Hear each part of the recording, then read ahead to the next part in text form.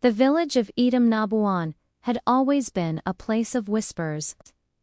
Tucked deep within the mist-laced mountains of the Philippines, where the trees grew thick and the rivers ran black with silt, it was a settlement forgotten by time, or perhaps deliberately ignored.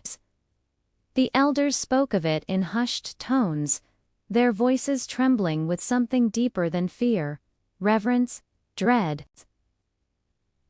Itam Nabuan, they would say, the words curling like smoke from their lips, where the moon does not shine white. For generations, the people of Itam Nabuan lived under a sky that betrayed them.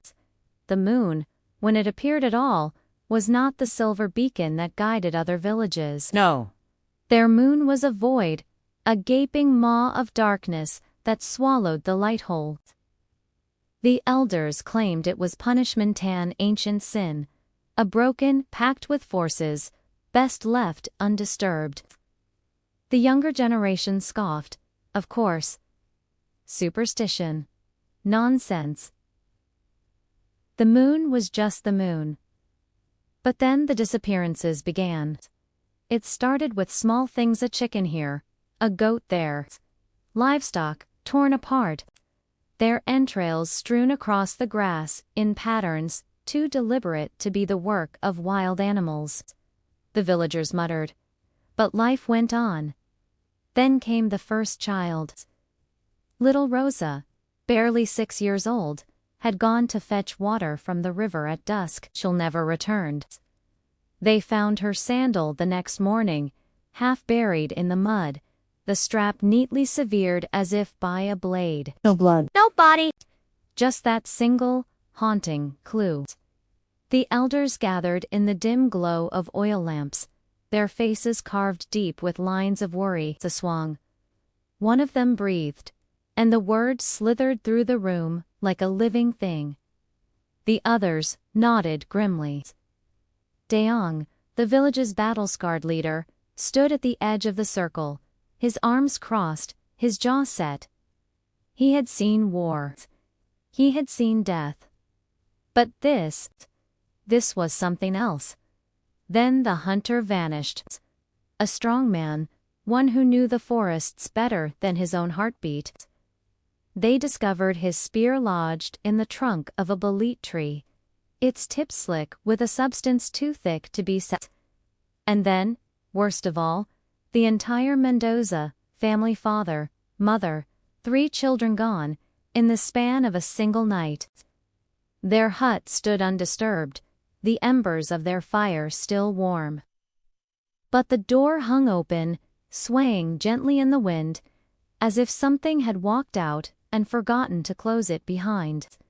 Panic, cold and clawed, dug into the hearts of the villagers. Some packed their belongings and fled under cover of darkness, never to be seen again.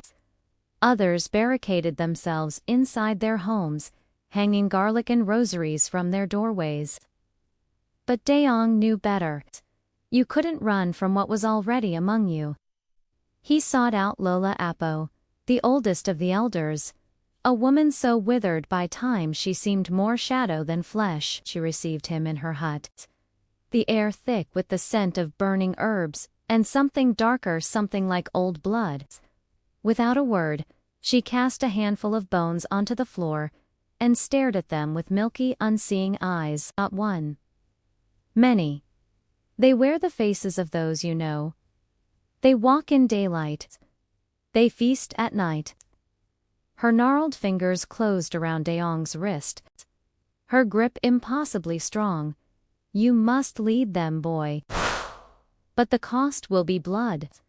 And as if summoned by her words, a howl echoed through the trees, long, mournful, and so terribly close. Outside, the black moon hung heavy in the sky, watching. Waiting. The hunt had begun. The morning after Lola Apple's warning, the village woke to silence.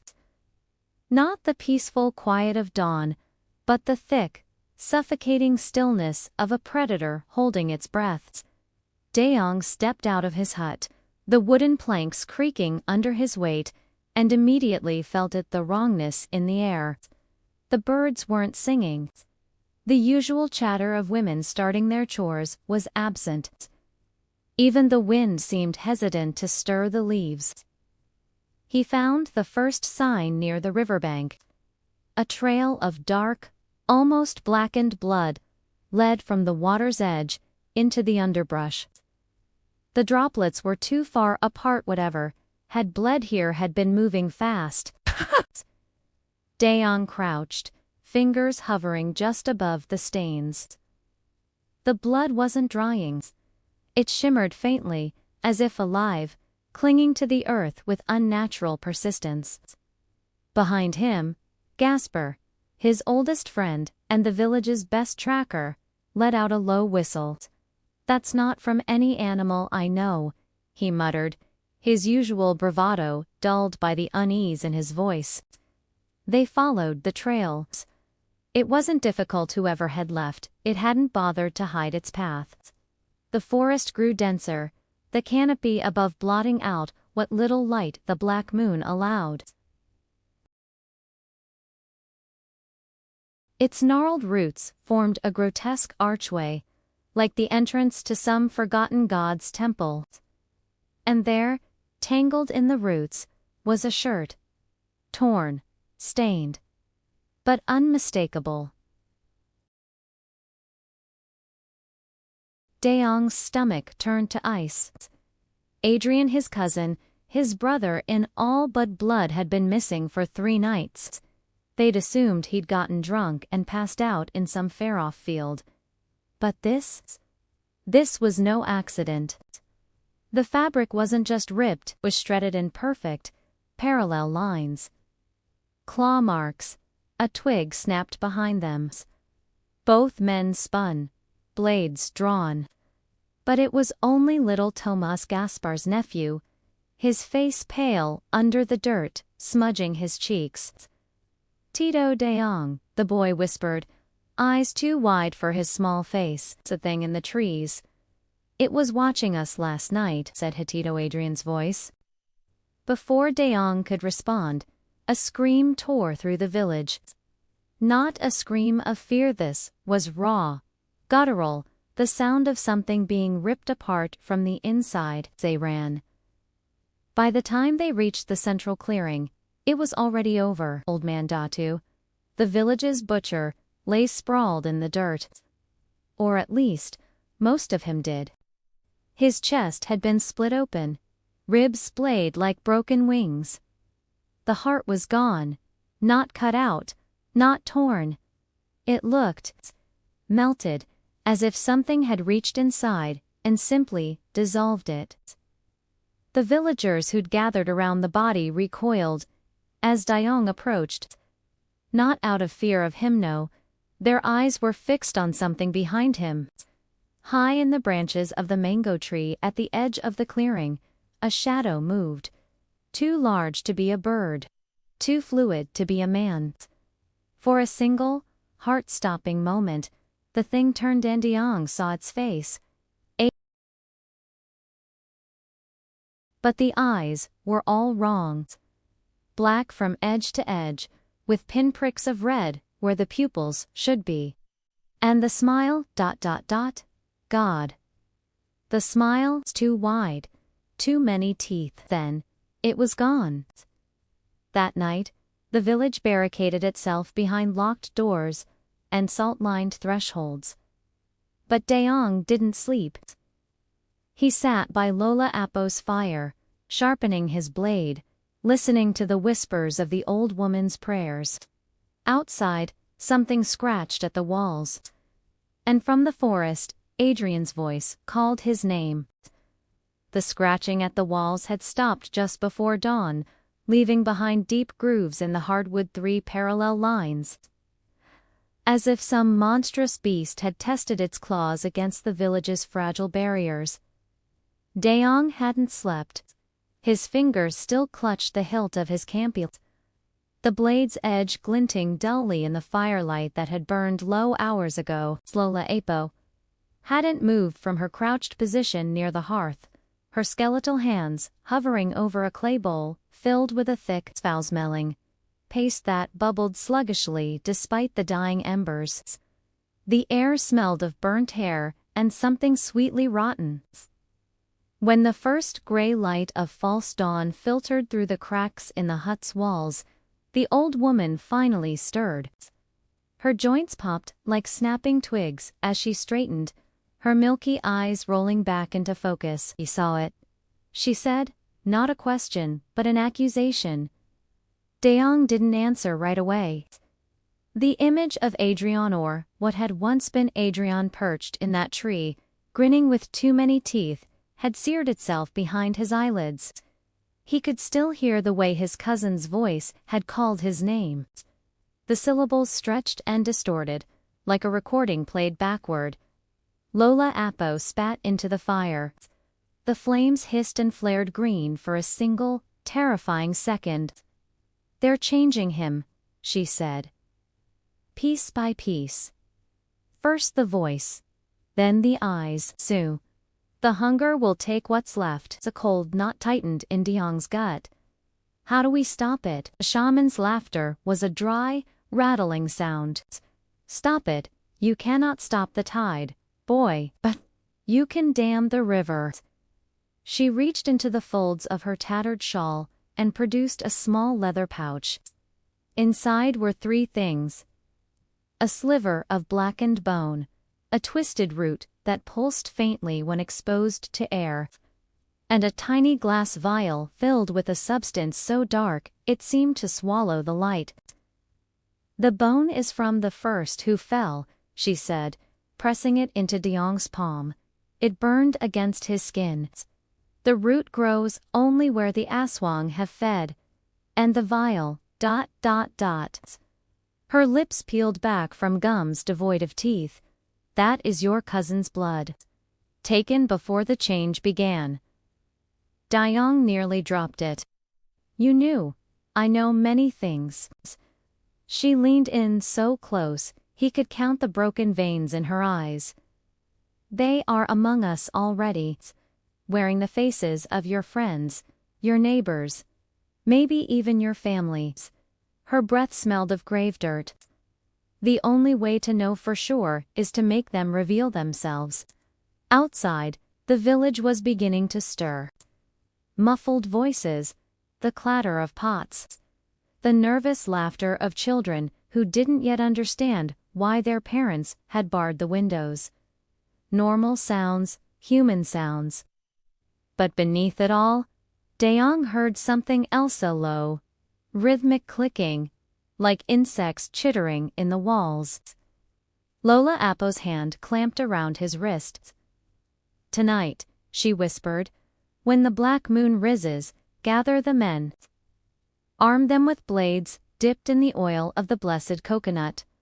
Line the paths with crushed ginger, it burns their feet. And when you see them, when you truly see them..." Her nails dug into his flesh hard enough to draw blood. "Do not hesitate." A shadow passed over the sun. The hut plunged into momentary darkness. When the light returned, Lola Apo was gone, leaving behind only the stench of her herbs and the echoing weight of her warning. Somewhere in the village, a baby began to cry. The sound cut off abruptly. And from the forest, something laughed. The village square smelled of sweat and fear. Dayong stood atop an overturned cart, the worn wood creaking under his boots as he surveyed the faces gathered before him, men he'd known since childhood, now hollow-eyed and clutching whatever weapons they could find. Machetes, fishing spears, even farming tools repurposed for violence. Gasper stood at the front, his usual smirk replaced by a grim set to his jaw. Behind him, young Tomas shifted from foot to foot, clutching a dagger too large for his small hands. Dayong held up Lola Apo's pouch. "Tonight, we fight back." His voice carried over the murmurs of the crowd, roughened by sleeplessness. "But we don't hunt them. We let them come to us." He'd spent the afternoon preparing. The eastern path leading into the village was now lined with crushed ginger. Its sharp scent, barely masking the underlying stench of the blackened bone powder he'd mixed into it. The children had been sent to the caves north of the rice fields. The only place the elders swore the Aswang would unventure, though no one could remember why. And now, as the sky bled from orange to the sickly purple that preceded the black moon's rise, the men took their positions. Gasper crouched beside Dayong, behind the abandoned weaver's hut, his breath coming too fast. "This is madness," he muttered, wiping his palms on his trousers. "We should have left at dawn." Taken the women, and a scream cut him off. High, piercing, coming from the Mendoza's empty house at the edge of the square, right where they'd left the bait. Dayong's fingers tightened around his campula. The plan had been simple. Scatter drops of Adrian's blood across the abandoned home's threshold, then wait. Aswang couldn't resist the scent of their own kin. Lola Apo had sworn it. But hearing that scream, raw, with a pain too human to ignore, Dayong's stomach twisted. What if they'd been wrong? What if it wasn't a monster in that house, but Thomas bolted from his hiding spot before anyone could stop him? "Mama!" the boy cried, sprinting toward the sound. No. Dayong lunged after him, but Gasper was faster, tackling the boy into the dirt just as the Mendoza's front door exploded outward. The thing that emerged was neither Adrian nor human. Its limbs stretched too long, fingers tapering into claws that scraped grooves into the wooden porch. Its mouth split vertically down the center of its face, peeling open to reveal rows of needle-like teeth. Those were still Adrian's. Wide, terrified, pleading, it took a single, shuddering step forward, then howled as its bare feet touched the ginger-lined path. Smoke curled from its flesh where the mixture seared into it. The creature reeled back, but Gasper was already moving, his machete flashing in the moonlight as he swung. The blade bit deep into the thing's shoulder. Black ichor sprayed across the dirt butt. The wound closed before the machete even pulled free. Dayong shouted, tossing Gaspa. The dagger Lola Apo had prepared. The Aswang moved faster than anything that size should. One moment it was crouched on the porch. The next, it had Gasper by the throat, lifting him off the ground like a child's doll. Its vertical mouth yawned wide, strands of saliva stretching between its teeth as it leaned in. Dayong's Campilan took its head, clean off. The body collapsed, spasming, black blood pumping from the stump of its neck. Gasper scrambled back, gagging, as the severed head rolled to a stop at Tomas's feet. The boy stared down at it, trembling. Adrian's eyes blinked once, twice, then they crumbled to dust. For a heartbeat, the square was silent. Then, from the forest, a chorus of shrieks answered. Not screams of rage laughter. Cruel, hungry. Dayong grabbed Tomas by the arm, hauling him upright. Run. The first wave hit as they reached the center of the village. Not just one or two, but dozens, some still wearing the faces of missing villagers, others twisted beyond recognition. They poured from the trees, the roofs, even the fucking well, their bodies contorting in ways that made Dayong's vision swim. He barely registered the pain as claws raked down his back. Barely heard Gaspar's shouts over the ringing in his ears. There was only the Campilan in his hand, the burning in his muscles, and the single, searing thought. They'd walked right into the trap. Just not theirs. The night air was thick with the coppery stench of blood, and something sickly sweet rot that clung to the back of Dayong's throat as he staggered against the side of the weaveress hut, his breath coming in ragged gasps. Around him, the village had descended into chaos. Houses burned, their thatched roofs sending up plumes of smoke that coiled like serpents against the blackened sky. The screams of the dying mingled with the unnatural shrieks of the Aswang, a cacophony that made it impossible to think. Gasper was shouting something at him, his face streaked with soot and blood. But the words were lost beneath the ringing in Dayong's ears. He gripped his campulon tighter, the blade slick with dark ichor that refused to coagulate, dripping in thick ropes onto the churned-up earth. They had killed 4 of the creatures, but for every one that fell, 2 more seemed to emerge from the shadows. Tomas was gone. Vanished in the fray after Dayong had turned his back for only a moment. The boy's dagger lay abandoned near the communal fire pit, its silver edge blackened with asp. And he saw her. Near the edge of the square, half hidden by smoke, stood Marasal Gaspar's wife, who had been missing since the first attack. Her dress was torn, her dark hair matted with leaves and twigs, but she was alive.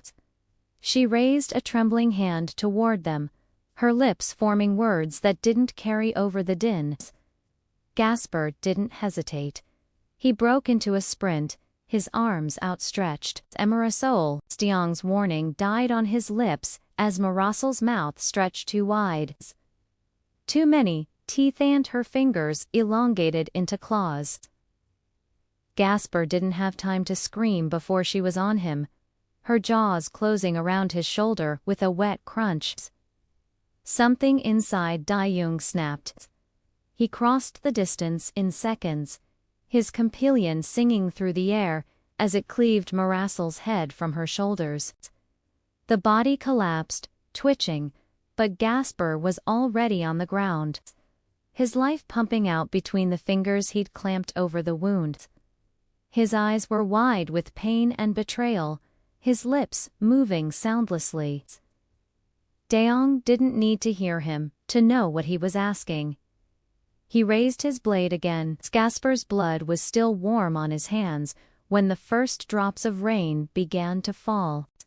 Not water, something thicker, darker, hissing, as it struck the exposed skin of Dayong's arms around him. The remaining villagers were retreating, dragging their wounded toward the relative safety of the shaman's hut. But safety was an illusion. From the tree line, figures emerged, dozens of them. Some wore the faces of the recently dead Adrian, old man Datu, even little Rosa. Her once innocent features now twisted into a grotesque mockery of life. Others were strangers still, their limbs too long, their movements too fluid, their eyes reflecting the hellish glow of the burning village. At their center stood a figure taller than the rest, its features obscured by a shifting veil of shadows. When it spoke, its voice was the scrape of bone on bone. "You fight the inevitable, Dayong." The rain fell harder now, stinging like acid. The creature extended a hand not to attack, but to offer. "Join us." Behind him, someone whimpered. "It's a child, maybe. Or what was left of one." Dayong spat blood onto the ground and raised his blade. The Aswang smiled and the night swallowed them whole. The shaman's hut smelled of death. Not the clean, sharp scent of blood spilled in battle, but the cloying stench of meat left too long in the sun. Dayong's boots stuck to the floor with every step, peeling away from layers of dried herbs and something darker, something that might have been old blood soaked into the bamboo planks. The survivors huddled in the corners, their eyes wide and unblinking in the flickering torchlight. A woman rocked back and forth, whispering prayers to gods who had clearly abandoned them. A man clutched his gut, his fingers slick where they pressed against the ragged tear in his abdomen. Lola Apo stood at the center of it all. her skeletal frame draped in a cloak of crow feathers that rustled with every breath she took. She didn't look at Dayong as he entered, her milky eyes fixed instead on the clay bowl cradled in her hands. Inside, a thick, tar-like substance bubbled, emitting tendrils of smoke that curled into shapes too deliberate to be random. Spiders, a screaming face that dissolved before Dayong could be certain he'd seen it. "We're out of time," he said, his voice raw. The shaman's lips peeled back from blackened gums. Time was never ours to begin with. Outside, the village burned. The Aswang had set the fires themselves, their laughter echoing through the smoke as they herded the remaining villagers like cattle. Dayong had seen them, recognizable faces twisted into grotesque parodies of themselves, their bodies moving with that same unnatural grace. Gasper was among them, now Maraso. Tomas, all turned, all hungry. Lola Apo thrust the bowl into Dayong's hands. The heat of it seared his palms, but he didn't drop it. The liquid inside was alive, writhing against the clay as if desperate to escape. "Drink," the shaman commanded. Dayong hesitated. "Do you want to save them?" Lola Apo's voice was a rasp, but it cut through the moans of the wounded like a knife. "Or do you want to join them?" The liquid tasted of rotting fruit and copper. It slid down his throat like a living thing, burning as it went. For a moment, nothing happened. Then the pain hit white-hot, blinding, as if his bones were being remade from the inside out. He collapsed to his knees, his vision swimming with shapes that shouldn't exist, colors with no name. The survivors shrank back, their fear a palpable thing. Lola Apo's hands were on his face, her nails drawing blood, as she forced him to look at her. "The veil is thin tonight," she whispered. "You will see them as they truly are, and they will see you." The hut's door burst open. The thing that had once been Gasper stood framed in the doorway, his mouth split ear to ear, his eyes black pits that drank the light. Behind him, dozens more crowded close, their bodies twitching with barely restrained hunger. Gaspar's head tilted, his grin widening as he inhaled deeply. "Little brother," he crooned, the words dripping with mock affection. "You smell ... die." Dayong's hands were shaking. Not from fear, from something else. Something deeper. The liquid fire in his veins had settled now, coalescing into a cold, certain clarity. He could see them. Really see them.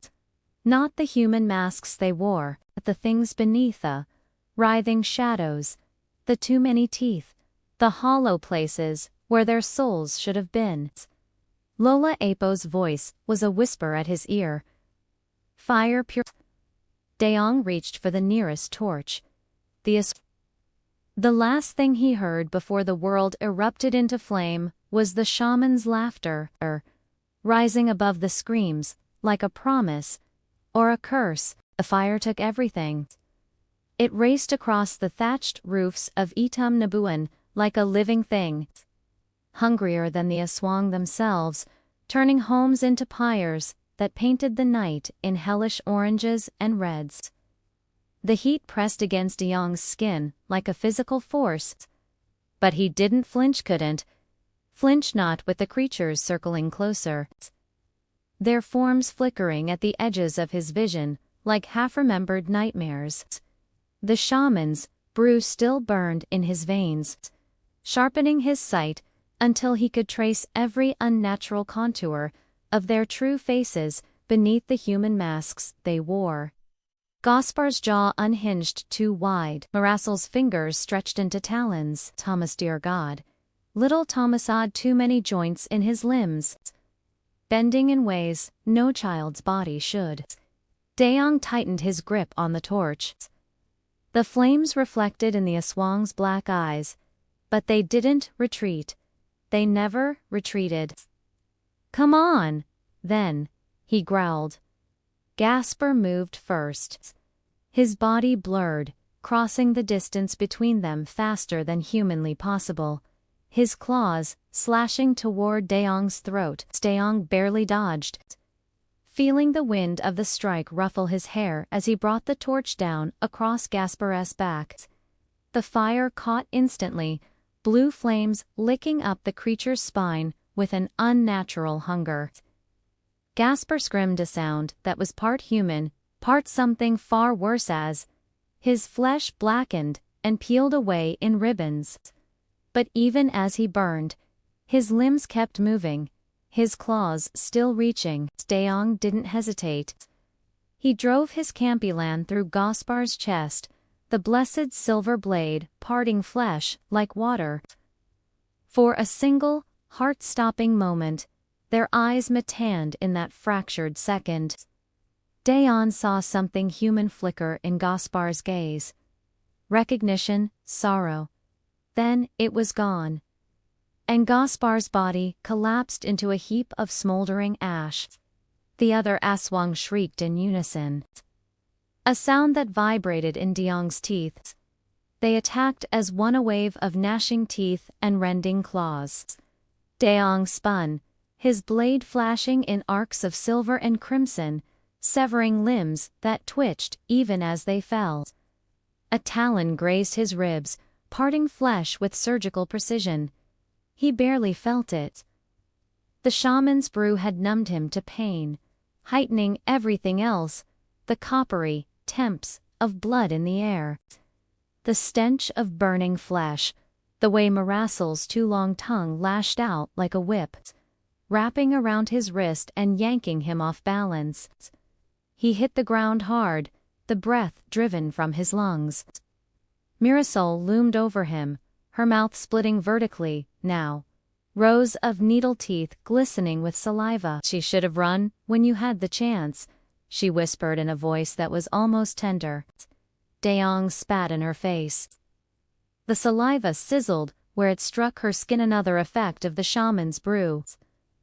Mirasol recoiled with a howl, her claws flying to her cheek, where the flesh had begun to bubble and blacken. Dayong rolled, snatching up a fallen machete embedded in the dirt, and swung in the same motion. The blade took Marasal's head clean off. Her body staggered for 3 steps before collapsing. The remaining Aswang hesitated. For the first time, something like fear flickered in their hollow eyes.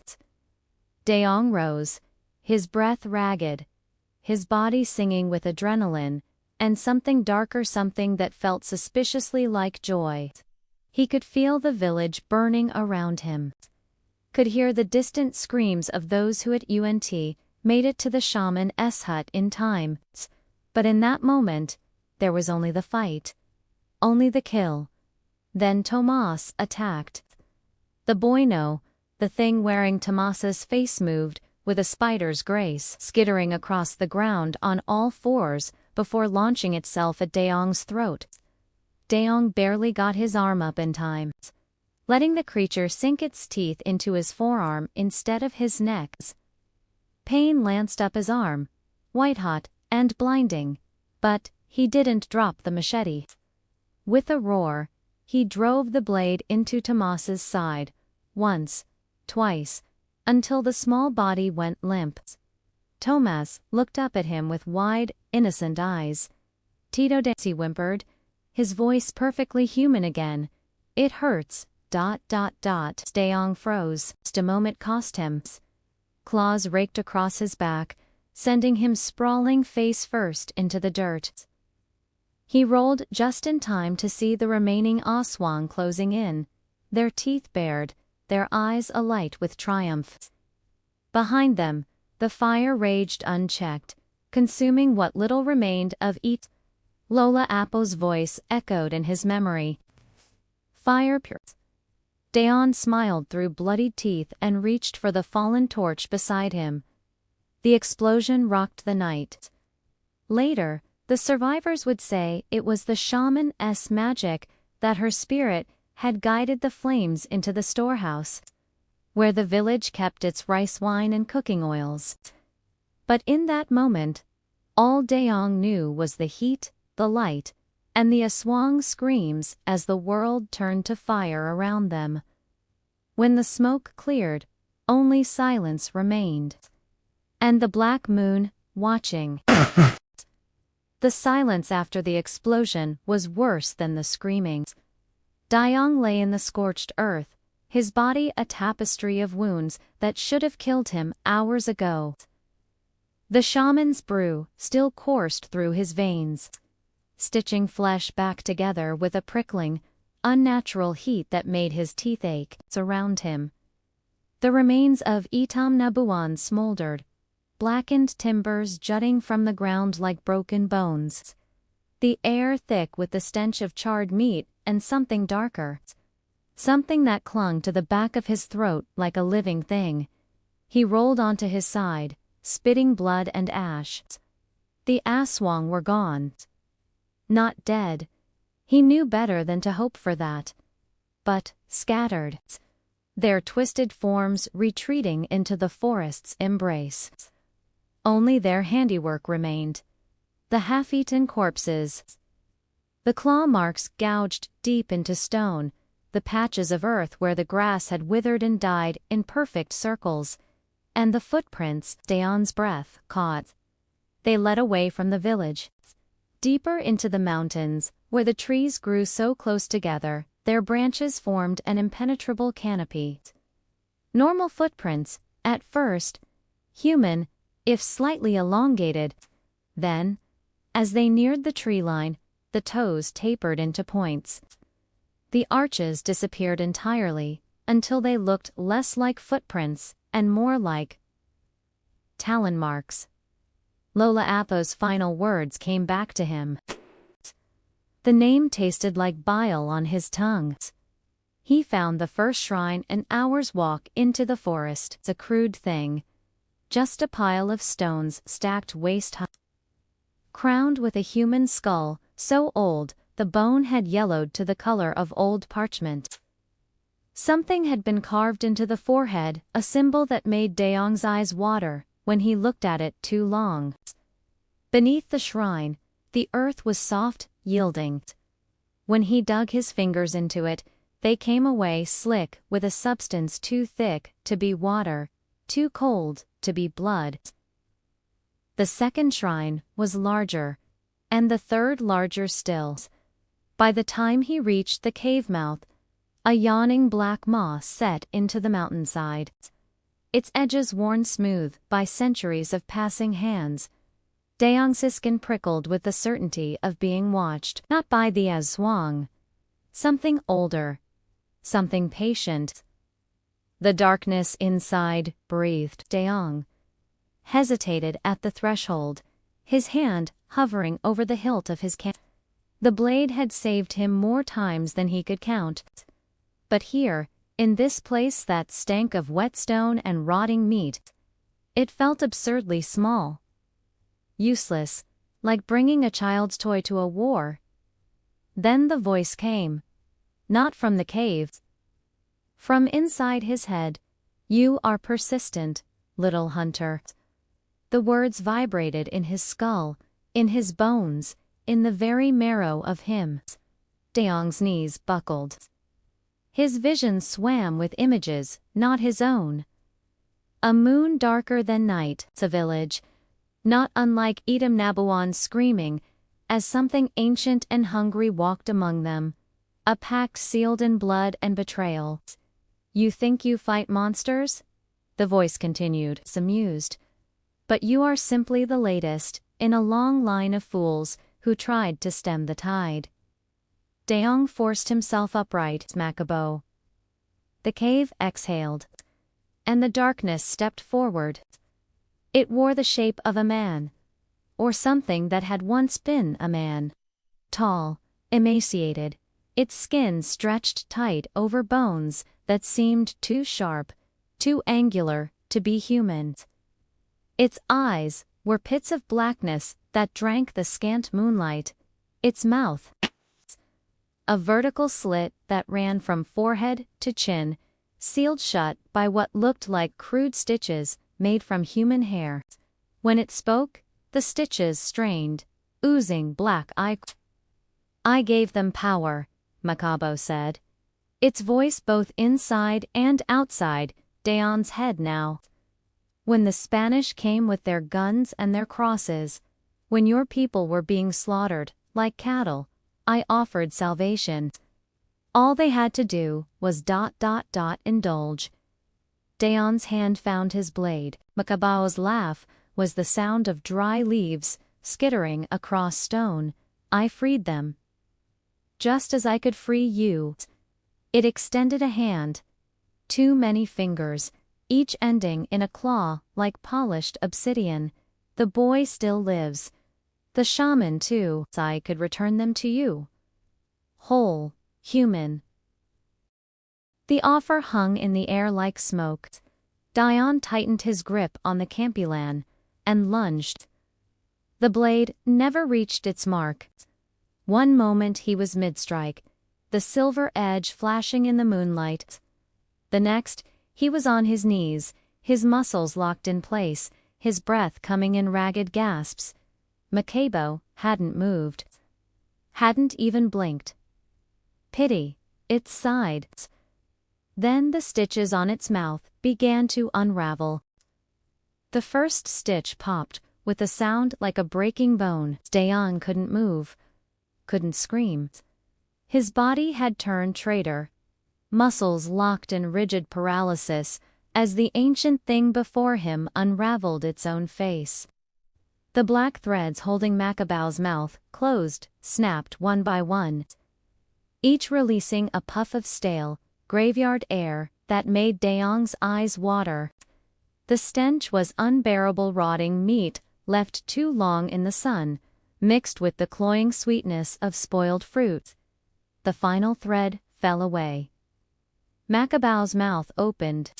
Not just a mouth, a yawning chasm that stretched far beyond the confines of its stolen face. Dayong's vision swam as the darkness inside that maw pulsed, alive and hungry, showing glimpses of things that should not exist. Writhing masses of teeth with no pattern or purpose. A black tongue studded with screaming faces. A throat that stretched into infinity. "Look," Makabo commanded. And Dayong looked. The vision hit him like a physical blow. Suddenly, he wasn't in the cave anymore. He was standing in Etham Nabuin, but not the burned husk he'd left behind. This was the village as it had been decades ago. Children laughed in the square. Women pounded rice in wooden mortars. Men returned from the fields, their backs bent with the day's labor. Then the moon turned black. The change started slowly. A hunter returned from the woods with a strange gleam in his eye. A child woke screaming from dreams of teeth and blood. The village elders gathered in secret, their whispers carrying on the wind. "Makabao has spoken. Makabao will save us." Dayong watched, helpless, as the first sacrifice was made. A young girl, no older than Tomas, bound and weeping, as the village shaman drew a blade across her throat. The blood didn't pool, it slithered, snake-like, into the waiting mouth of the headman, whose jaw unhinged too wide, too hungrily. The hunger spread faster after that. Dayong saw it all. Midnight hunts! The feasts in the forest, where human bones cracked between too many teeth. The way the villagers' bodies began to change, their fingers lengthening, their eyes going black, their smiles splitting their faces in impossible ways. And standing at the center of it all, whispering in the dark, Makabo, the vision shifted. Now he saw Lola Apo as a young woman, her face unlined by age, standing before this very cave with a blade in her hand and fury in her heart. She'd fought, she'd lost. But before Makabo could claim her, she'd done something that made the ancient thing shriek in rage. The memory fragmented at the edges, but Dayong caught glimpses of silver, of fire. Then he was back in his own body, gasping, his muscles, finally, his own again. Makabo's mouth was still open, still hungry. She delayed the inevitable, it whispered, the words slithering into Dayong's ears like living things. But the pact must be honored. The feast must continue. It took a step forward, its talons scraping against stone. You will join us, little hunter. Or, you will watch as I devour every soul you've ever loved. Somewhere in the distance, a child screamed. Tamaz, Dayong's fingers, found the hilt of his camp, and the darkness rushed in to meet him. The cave swallowed all light. Dayong swung his campilan blind, the blade biting deep into something that gave way with a wet, tearing sound. A howl split the darkness, not pain, but amusement. Makabao's laughter wrapped around him like smoke, thick and choking. Tito Dayong. Tomas's voice. Close? Too close. Dayong's eyes strained against the black shapes, moved just beyond sight shadows, writhing like maggots in rotten meat. Then, for a single heartbeat, the cave pulsed with a sickly green light, revealing the nightmare before him. Makabo stood at the center of a cavern much larger than the entrance suggested. His emaciated frame now swollen with stolen flesh, his stitched mouth stretched into a grotesque smile. At his feet lay Tamaz, small and trembling, his wrists bound with what looked like human hair. Behind them, suspended from the cavern ceiling, in webs of sinew and bone, hung the remaining survivors of Itam Nabuaning, Lola Apo. Her frail body pierced through with blackened spikes that oozed thick, dark blood. Alive. All of them still alive. You see, Makabo crooned, stroking Tomas's hair, with claws that left thin red lines on the boy's scalp. No more running. No more fighting. Just ... surrender. His vertical mouth opened slightly, the stitches straining. Let me in, Dayong. Just enough to take the pain away. Dayong's grip on the campilan. The blade, still slick with whatever passed for blood in this thing, trembled in his hand. He'd fought monsters, killed them. But this was something older. Something that had been hungry long before Itam Nabuan existed. Lola Apo's head lifted weakly. Her lips moved, forming silent words. Dayong. Read them easily, fire purifies. The memory struck him like lightning. Shaman's hut, a clay bowl. The liquid that had burned going down but sharpened his sight. The way the Aswang had recoiled from his very spit. Makabo's smile faltered as Dayong reached into his shirt. Fingers closing around the small leather pouch, still hanging from his neck, the one Lola Apo had given him before the end. The contents had mostly been spent, but when he tore it open, a few precious grains of blackened bone and that same foul root remained. Snow? Makabo's voice shook the cavern, sending rivulets of dirt cascading from the ceiling. Dayong didn't hesitate. He shoved the mixture into his mouth, grinding it between his teeth until his gums bled, and the taste-rotten electric, alive, flooded his tongue. The effect was instantaneous. Fire erupted in his veins. His vision went white, then cleared to reveal the cavern in horrifying new detail, every writhing shadow. Every drop of blood on the walls, every thread of dark magic holding Makabo together. And there, pulsing at the creature's core, like a second heart, the original sin that had birthed Itam Nabuan's curse. Dayong moved. Makabo was faster. Talons raked across Dayong's chest. sending him crashing into the cavern wall. Bones snapped. Blood filled his mouth. But the pain was distant, muffled beneath the roaring in his skull. He pushed himself up just in time to see Macabo looming over Tomas. His mouth unstitching further, the black maw beneath stretching wide enough to swallow the boy whole. Lola Apo's eyes met Dayong's one last time. Then she spat. The wad of blood and phlegm struck Macabao's back, sizzling like water on hot coals. The creature arched, howling, his attention diverted just long enough. Dayong lunged. Not for For Tomas. The boy was light in his arms, as Dayong rolled them both clear, coming up with the campilan in hand, just as Macabao turned. You cannot win, the thing hissed. Dayong smiled through bloodied teeth, and drove the blade into his own stomach. The pain was beyond anything he'd ever known, white-hot and elked. But as his blood poured onto the cavern floor, something extraordinary happened. The dark veins pulsing through the stone recoiled. The suspended villagers gasped as their bonds withered. And Macabo screamed, true pain, true fear. Dayong fell to his knees, his life pumping out around the campilan's hilt, but his eyes never left the creature. Blood for blood, he rasped. A life for a life. That's the real pact, isn't it? The cavern trembled. The walls wept, dark fluid. And as the last of Dayong's strength faded, he saw it the moment the curse broke. Macabao's stitches burst, his mouth opened, and the darkness swallowed him whole.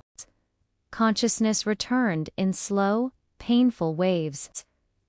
First came the Akadeep, throbbing hurt that radiated from Dayong's gut outward, as if his very bones had been shattered and clumsily Then the cold, the damp, clinging chill of cave air against sweat-slicked skin. Finally, the light real, honest-to-God sunlight filtering through the cavern entrance, golden and warm against his eyelids.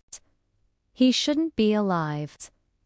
That single thought cut through the fog in his mind, sharper than any blade. He'd felt the Campilian pierce flesh, had tasted blood bubbling up his throat, had seen the darkness closing in. Death had come for him, its fingers brushing his so lonely to recoil at the last moment. A small hand touched his shoulder. Tito, Dayong.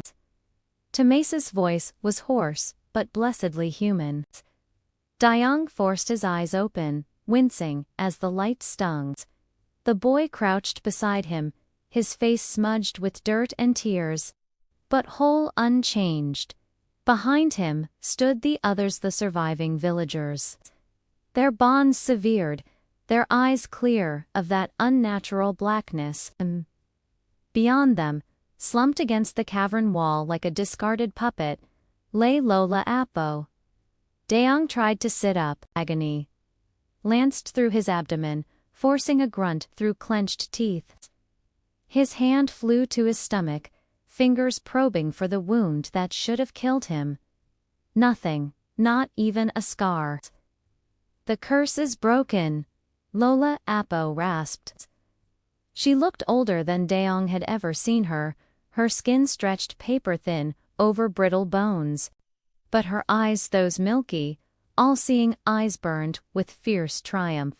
Your blood was the key.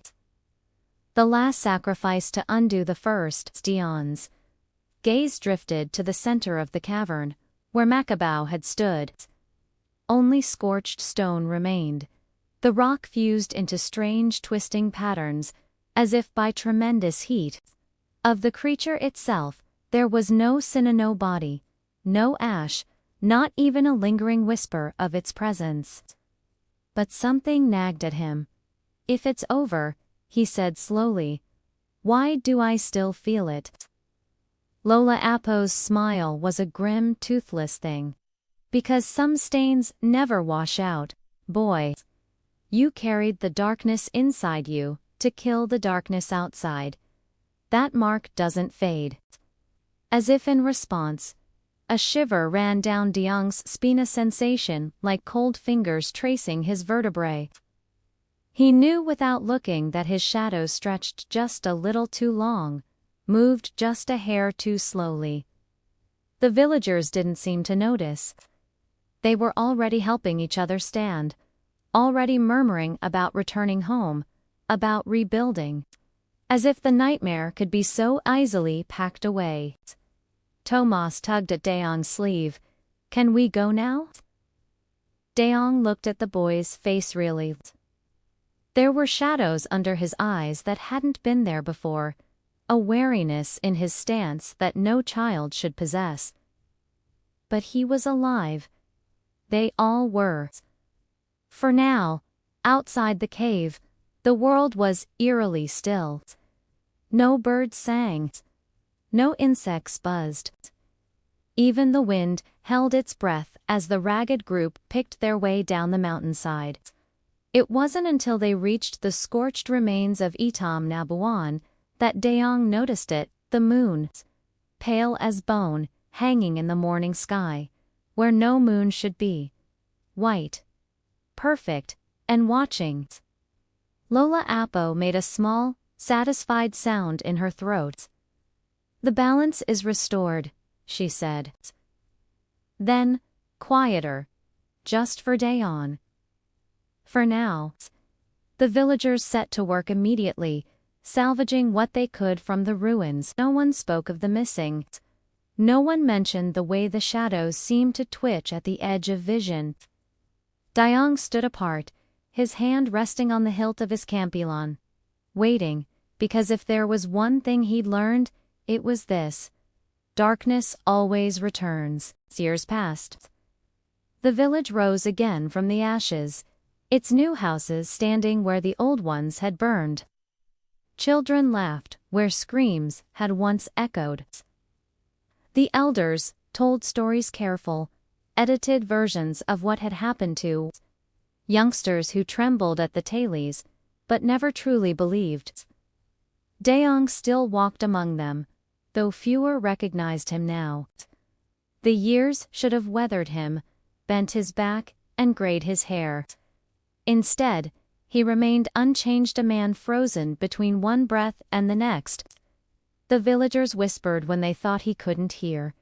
He fought the darkness and won, some said. He fought the darkness and lost something of himself, others murmured. The truth was simpler. He had fought, and the fight wasn't over. Each night, as the sun dipped below the horizon, Dayong climbed to the highest ridge overlooking Itam Nabu. He would sit there, his campulin across his knees, watching the tree line, waiting. The villagers thought it was vigilance, a habit born from the horrors he'd endured. They were wrong. Because sometimes, not often, but enough the shadows moved wrong. A rustle in the bushes, with no wind to cause it. A flicker at the edge of vision, too fast to be animal. A whisper that might have been his name, spoken in a voice that no longer existed. And then there were the dreams. In them, Makubo stood at the mouth of that same cave, his stitched lips curling into a smile. You broke the pact. The creature would say, its voice slithering through Dayong's skull like smoke. But the hunger remains. And hunger always finds a way. Dayong would wake with a start, his fingers already wrapped around his blade, his heart pounding. The first few times, he told himself it was just memory. Just fear.